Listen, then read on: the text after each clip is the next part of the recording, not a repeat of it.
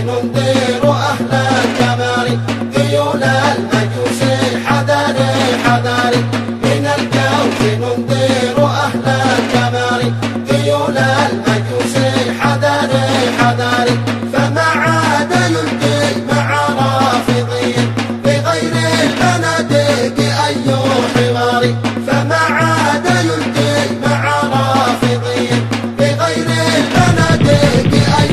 حوار إذا الحرب حانت فإنا رجال تطيب الحياة لهم في البراري إذا الحرب حانت فإنا رجال تطيب الحياة لهم في البراري ننام على صهوات الجبال نعطر أثوابنا في الغبار ننام على صهوات الجبال نعطر أثوابنا في الغبار